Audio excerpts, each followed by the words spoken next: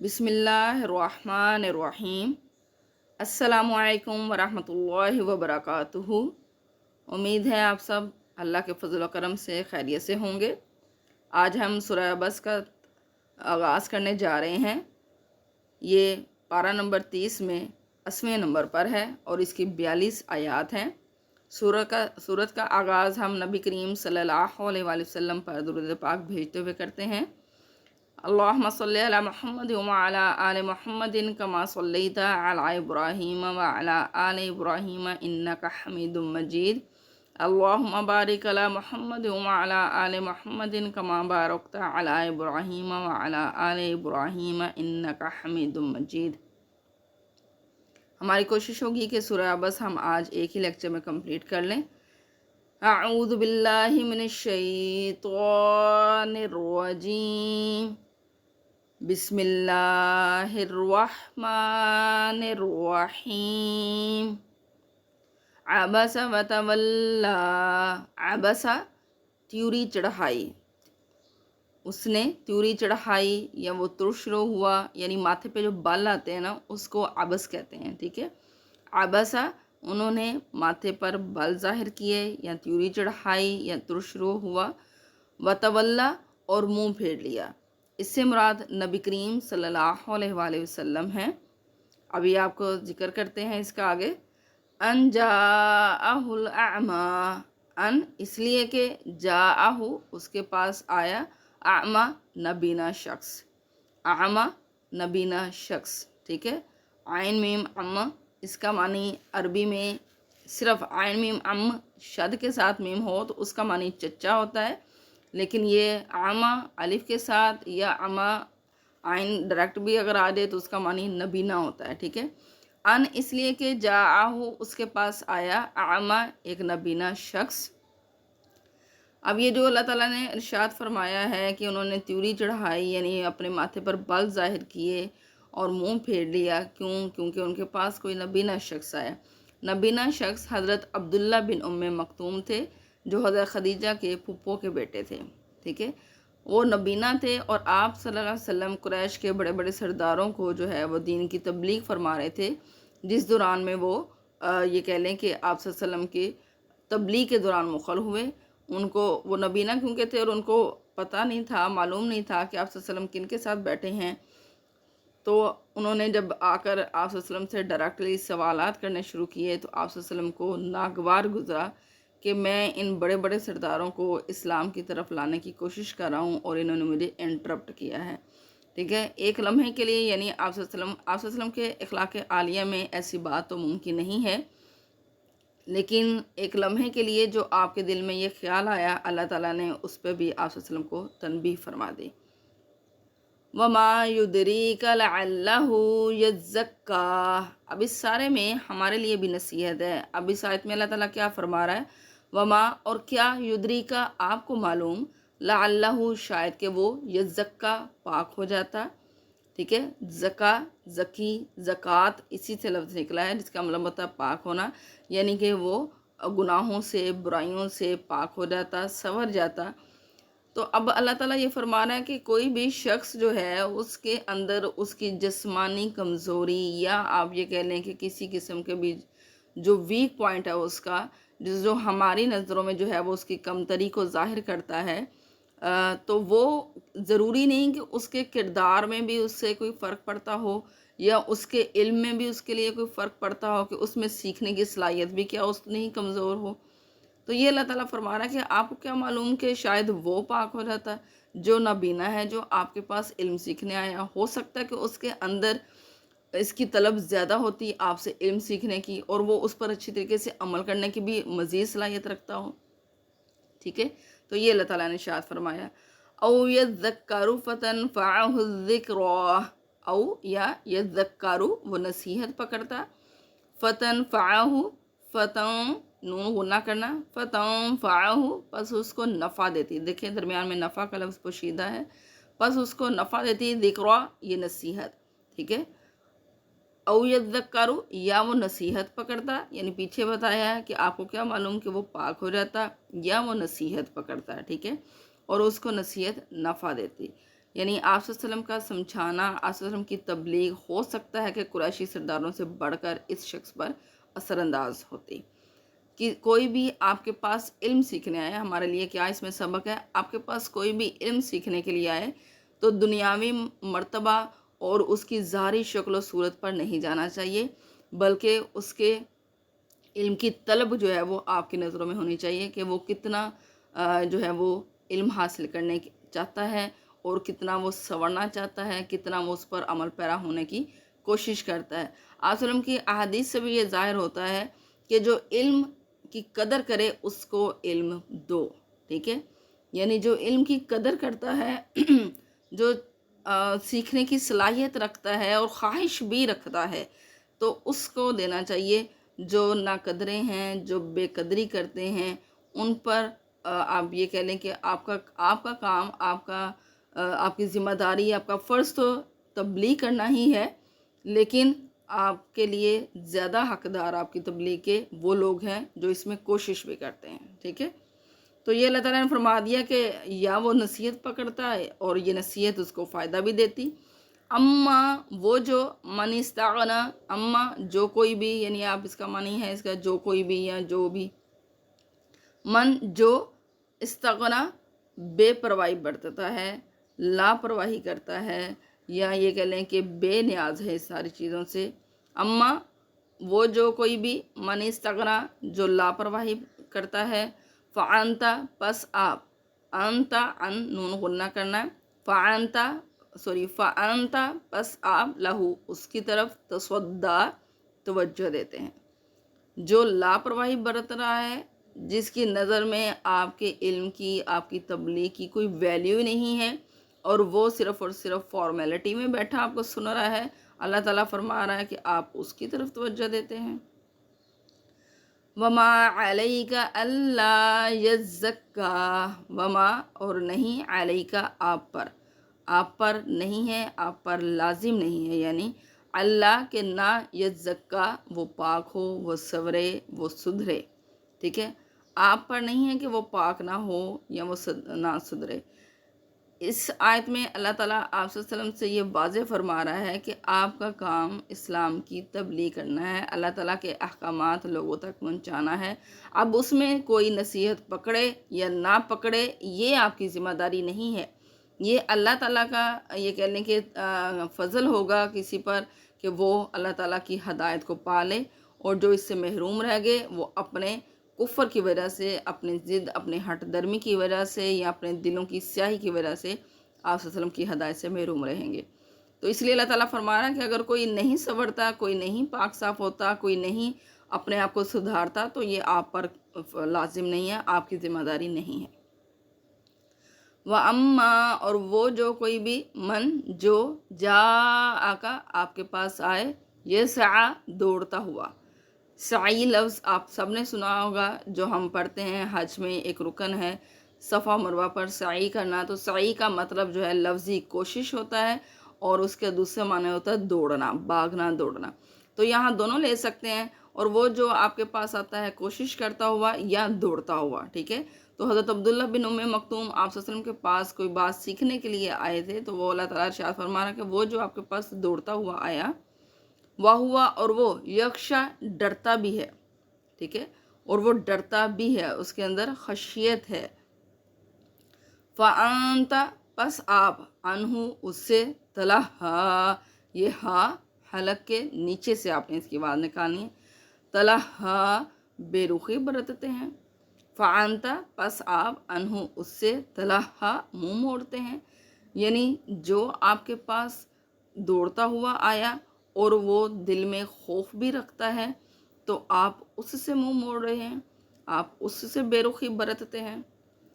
کلا انہا تذکرہ، کلا ہرگز نہیں، انہا بے شک یہ، تذکرہ نصیحت ہے، یہ دین، یہ قرآن کیا ہے؟ نصیحت ہے.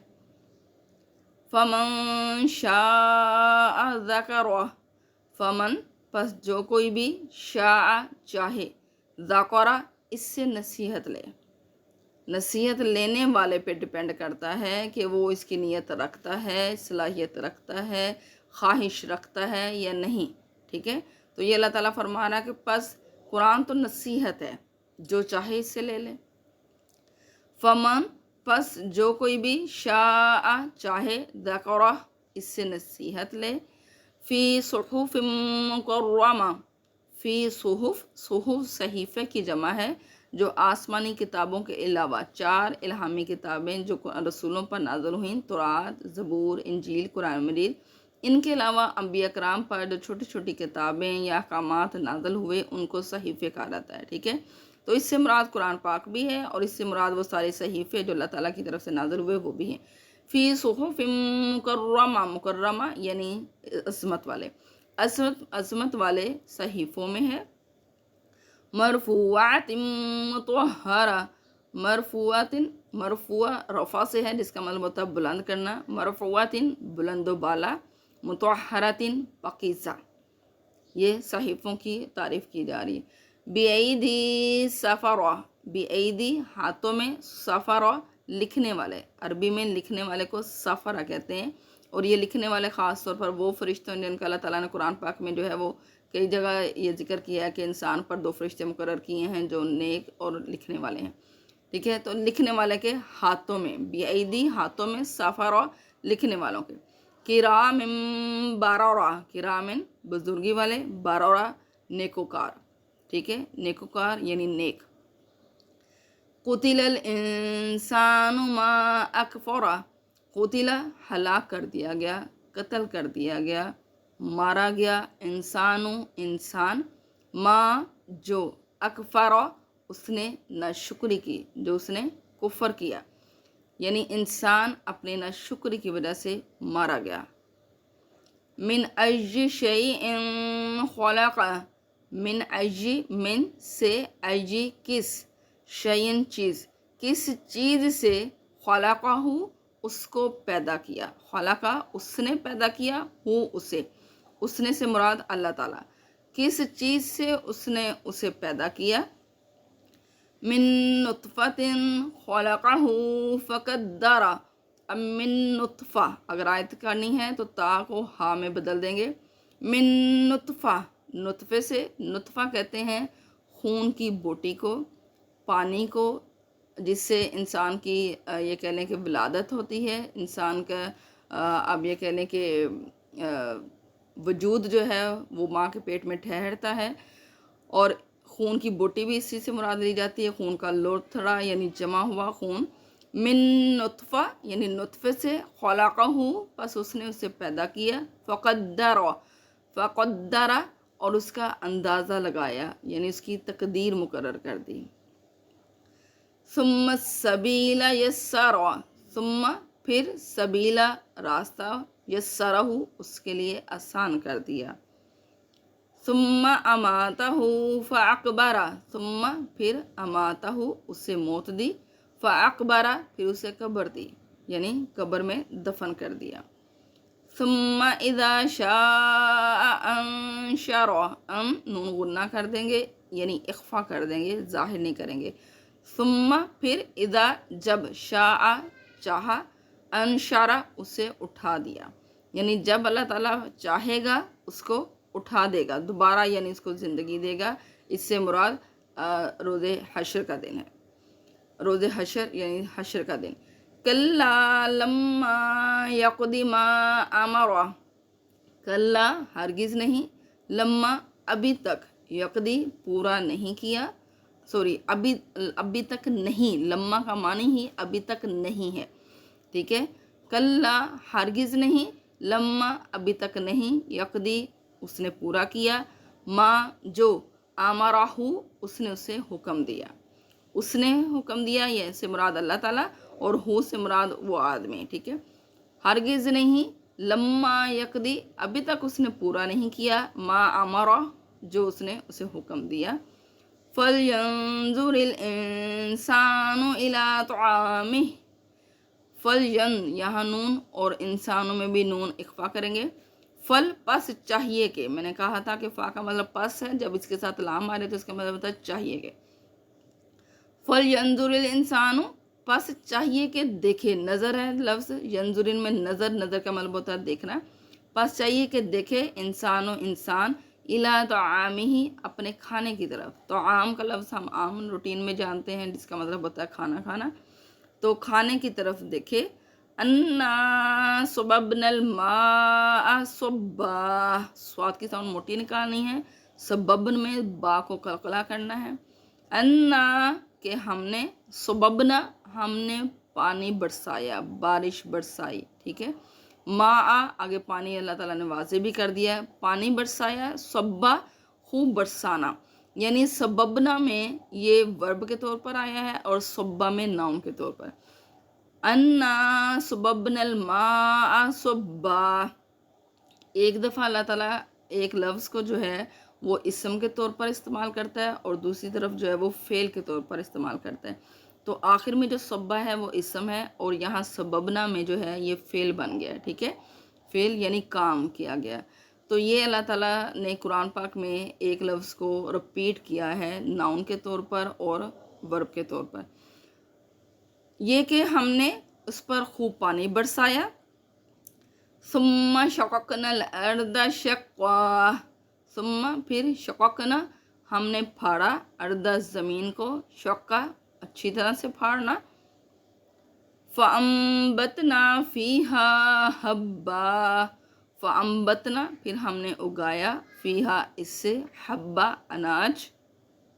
وعنبا وقدبا، وعنبا اور انگور، وقدبا اور ترکاری یعنی کوئی سبزی. وزیتون ونخلا، وزیتون زیتون، ونخلا اور کھجور. وحدائق غلبا، وحدائق حدائق حدیقہ کی جمع ہے. حدیقہ کا مطلب ہوتا ہے باغ، عربی میں باغ کو حدیقہ کہتے ہیں اور حدائق اس کی جمع یعنی باغات. غلبن کا مطلب گھنے. ٹھیک ہے. اور گھنے باغات. وفاکہۃ وابا، وفاکہہ فاکہہ کا مطلب پھل ہوتے ہیں، پھل یعنی میوہ آپ کہہ لیں یا پھل کہہ لیں، تمام قسم کے پھل اس میں آ جاتے ہیں. اور پھل وابا اور چارہ یعنی گھاس وغیرہ. متاعا لکم ولانعامکم، متاعا کا مطلب ہوتا ہے فائدہ، فائدہ ہے لکم تمہارے لیے، ولانعامکم اور تمہارے انعام، انعام سے مراد ہوتا ہے مویشی، اور تمہارے جانوروں کے لیے بھی. ٹھیک ہے. یعنی ان سب چیزوں میں تمہارے لیے بھی فوائد ہیں، فائدے ہیں اور تمہارے جانوروں کے لیے بھی. فَإِذَا جَاءَتِ الصَّاخَّةُ، فائدہ پھر جب، جاءت آئے گی، صاخہ کانوں کو بہرا کر دینے والی یعنی قیامت. پھر جب کانوں کو بہرا کر دینے والی آئے گی. یوم یفر المرء من اخیہ، یوم اس دن، یفر بھاگے گا، پھر فرار سے ہے یعنی بھاگنا. ٹھیک ہے. بھاگے گا، فرار حاصل کرے گا، مرء آدمی، من اخی اپنے بھائی سے، اخی اخ یعنی بھائی، اپنے بھائی سے بھاگے گا. وامہ اور اپنے ماں سے، وابیہ اور اپنے باپ سے. وصاحبتہ، صاحبہ صاحب کی مونس ہے یعنی بیوی، اور اپنی بیوی سے. وبنی اور اپنے بیٹوں، ویسے بن ابن اس کا معنی بیٹا ہوتا ہے لیکن اس سے مراد اولاد ہے، اور اپنی اولاد سے بھی بھاگے گا.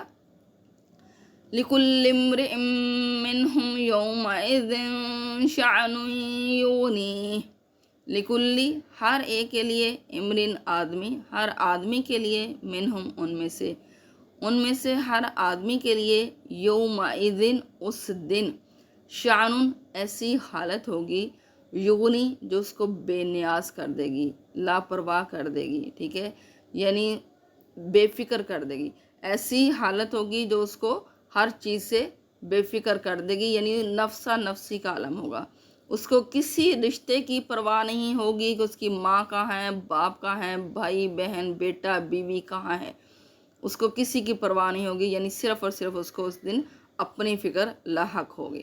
لکلی ہر ایک، امرین آدمی کے لیے، منہم ان میں سے ہر ایک آدمی کے لیے، یومئذ اس دن، شانن ایسی حالت ہوگی، یغنی جو اس کو بے نیاز کر دے گی. وجوہ یومئذ مسفرہ، وجوہ چہرے، وجہن کی جمع ہے، یہ لفظ ہم بارہا پڑھ چکے ہیں.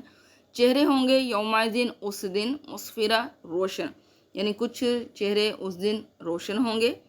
ضاحکۃ مستبشرہ، ضاحکہ کا مطلب ہوتا ہے مسکرانا، مسکراتے ہوئے، ہنستے ہوئے۔ مستبشرہ یعنی خوشخبری والے، مراد خوش، یعنی مسکراتے ہوئے اور خوش چہرے ہوں گے۔ ووجوہ یومئذ علیہا غبرہ، ووجوہ اور چہرے ہوں گے کچھ یومئذ اس دن، علیہا ان پر، غبرہ غبار ہوگا، یعنی غبار آلود چہرے ہوں گے، گرد آلود چہرے ہوں گے۔ ترہقھا قطرہ، ترہقھا جن پر چڑھی ہوگی، قطرہ سیاہی، جن پر سیاہی چڑھی ہوگی۔ جیسے آپ صلی اللہ علیہ وسلم نے فرمایا کہ بدکار یعنی بد عمل کرنے والے شخص کے دل پر جو ہے وہ سیاہی آنا شروع ہو جاتی ہے، کالا دھبا پڑنا شروع ہو جاتا ہے، اور جیسے جیسے وہ برائی کرتا رہتا ہے اس کا دل سیاہ ہو جاتا ہے۔ تو بالکل اسی طریقے سے وہ اپنے اعمال کی وجہ سے ان کے چہرے سیاہ ہوں گے، یہاں یہ مراد ہے۔ اولئک هم الکفرۃ الفجرہ، اولئک یہی وہ لوگ ہیں، ہم جو کفرۃ کافر ہیں، فاجرہ اور بد کردار، یا یہ کہہ لیں کہ جھگڑا کرنے والے، ٹھیک ہے، یہی وہ لوگ ہیں جو کافر اور بد کردار ہیں۔ یہ صورت ہماری کمپلیٹ ہوئی۔ اللہم صلی علی محمد وعلی آل محمد کما صلیت علی ابراہیم وعلی آل ابراہیم انک حمید مجید۔ اللہم بارک علی محمد وعلی آل محمد کما بارکت علی ابراہیم وعلی آل ابراہیم انک حمید مجید۔ الحمدللہ ہم نے اس صورت مکمل کر لی ہے۔ اللہ تعالیٰ سے دعا ہے کہ اللہ تعالیٰ ہمیں قرآن پاک کو صحیح معنوں میں پڑھنے، سمجھنے اور اس پر عمل کرنے کی توفیق عطا فرمائے۔ آمین ثم آمین۔ اپنا بہت سارا خیال رکھیے گا۔ اللہ حافظ۔